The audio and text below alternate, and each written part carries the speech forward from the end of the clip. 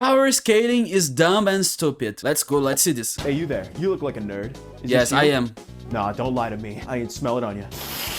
Oh yeah, I'm a fucking nerd. Yeah, I saw you buying Funko Pops. Get over here.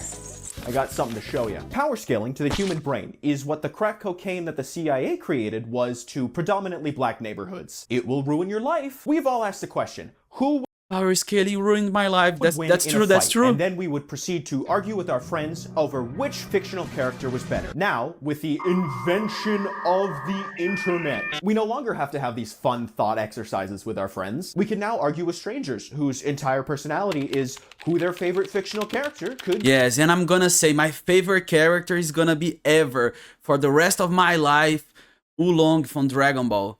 Beat in a fight. Power scaling is dumb, and today I'm going to explain why I think that power scaling is dumb and stupid. For those of you that know what parental love feels like, power scaling is the act of taking two fictional characters of either the same series or separate ones and using math, physics, and Rev says Desu mental gymnastics. We are all seeing doctors. Who would win in a fight. Now there's a couple terms I need to teach you because I'm going to be bringing it up many times throughout this video, and if I have to suffer knowing this nerd jargon, then so do you. Feats. And I'm not talking kind. A feat in regards to power scaling is something that a character has done before that showcases their power, abilities, or techniques. Anti-feat. Fucking stupid name. An anti-feat is a showcase of a character's failures in regards to their canon. For example, Peter Griffin being able to weave the fabric of like Goku. Goku only has failures when he wants to by have using cutaway gags. Hey Goku, this reminds me of the time your balls Goku. exploded. Let's talk about him.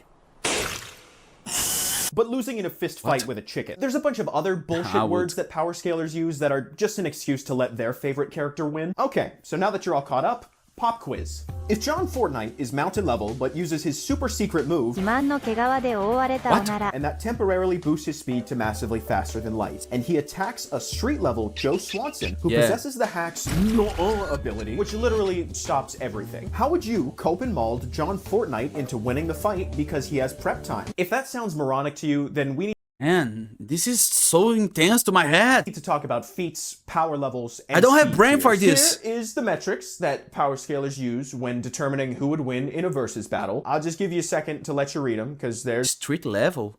How is that? a lot of them. What's a street level? How can I get street level? Okay, in the bin. When it comes to tiers, power scalers will always let you know that they are calculating them based on physics and math. 200 trillion light years wide. Instead, we're going to look at our observable universe, which is 46.5 billion light years. Professor What the Vaughn fuck? is talking to Silver, This is too high. and he mentions the dimensional matrix. The dimensional matrix is string theory terminology because you're talking about matrices. By measuring the size of the island and comparing it to the clouds above, we can determine they dispersed over 63 Man, this is like a hardcore autism IQ. trillion kilograms of water.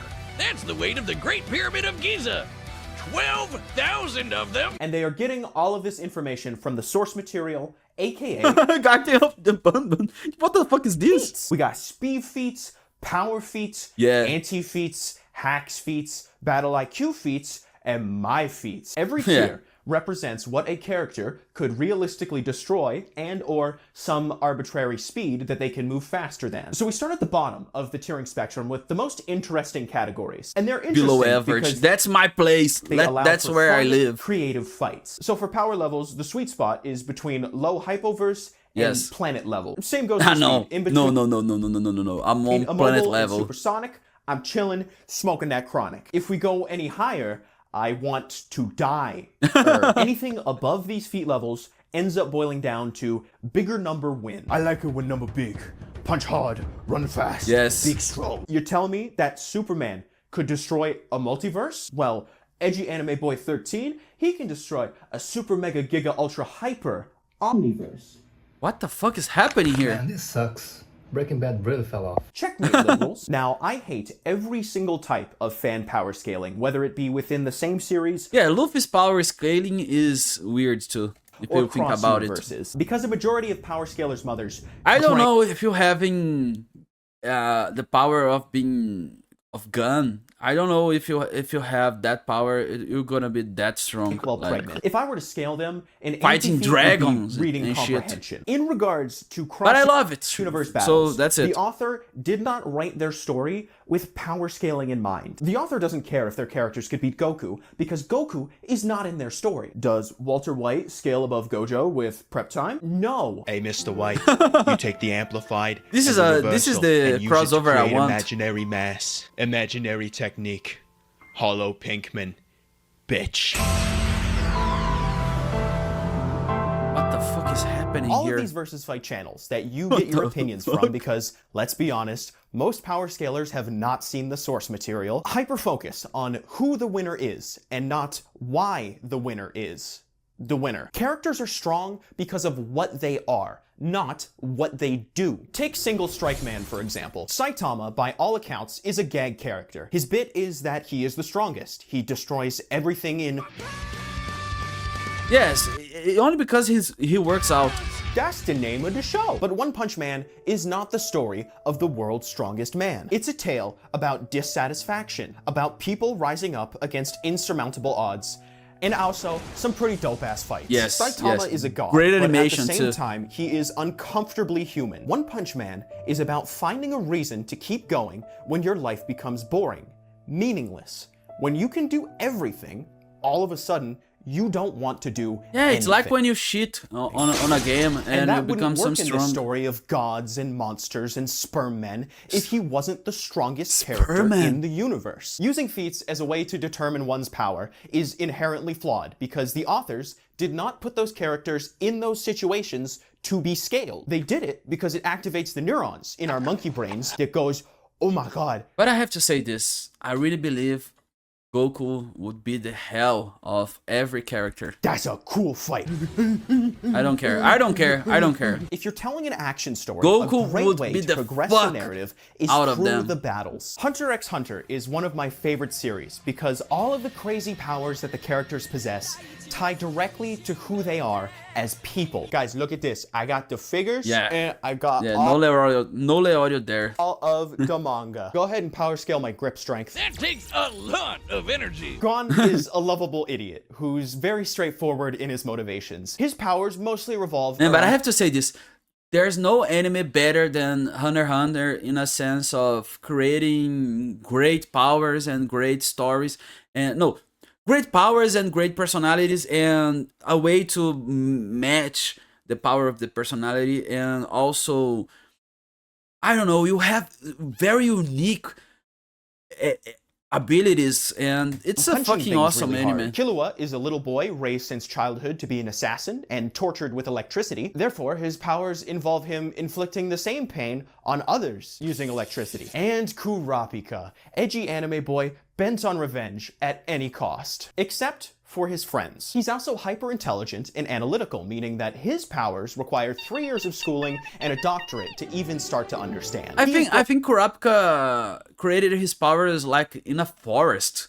Okay, but only in hyper-specific circumstances or at great detriment to himself. He has a power that is, he can access all of the power, but every second that it's active, it takes an hour off of his life. He can bind anybody in unbreakable chains that nullify their ability, but if he uses it on anyone but the 12 people he wants revenge on, then it will kill him. Kurapika wins because It's so hardcore if you think about it, because he never thinks about this.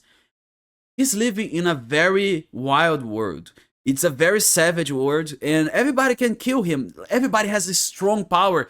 And he says, like, I'm gonna be defenseless against everybody. Only those 12 guys, I can use my power on them. And everybody else, they can fuck me. I don't care. It's so stupid. He is so driven by anger that he doesn't care about his own life. He Yes. will throw it away in But then he fixed this. of It's his a shonen goals. anime. Nen as a power system is so good because it allows so much expression of character through battles. It also has an insane amount of rules, and it wouldn't work if you removed a character from Hunter x Hunter and put them up against another power system. It's not designed like that. Yes. Hi.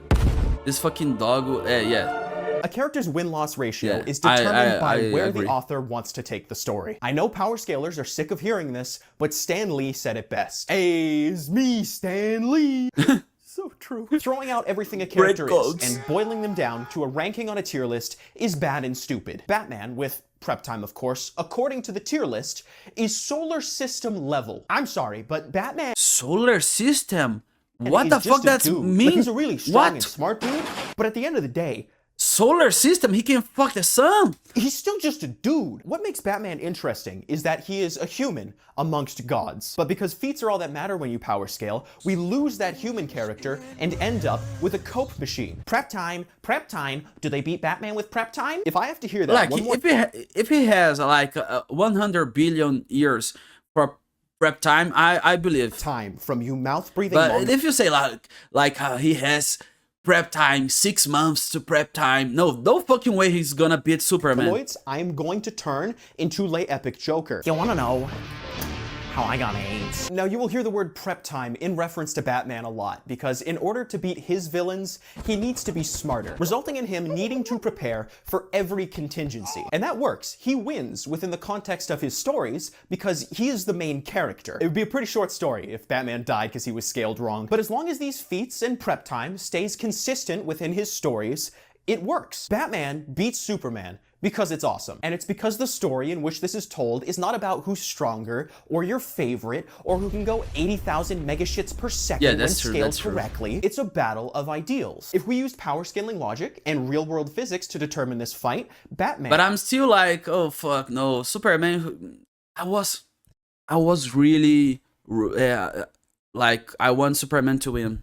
Yes, that's 11 out of 10 thinking. times becomes a small bloody bat stain. If we're not emotionally invested in who is fighting and why, what is the point of having them fight at all? Why not just grab a stick and a rock and just start smashing them together? Actually, you know what? Never mind. Power scalers would find a way to scale that and show that the stick actually had multiple anti-feats against the rock. Yeah, if the stick has prep time, the stick would fuck the shit out of the rock. And the rock was going light speed. Speaking of anti-feats, oh my god, do I hate them. Anti-feats only exist because power scalers need their favorite characters to win. And pointing out that a character couldn't do this thing because of story reasons is a pretty easy way of doing that. I will see JJK fans froth at the fucking mouth that the main villain that we have been told is the strongest in history, been demonstrated is the strongest in history, the strongest characters say is the strongest in history, doesn't die immediately to the power of friendship. Spider-Man, who is tiered at hypersonic. I think the power of the friendship is so overpowered.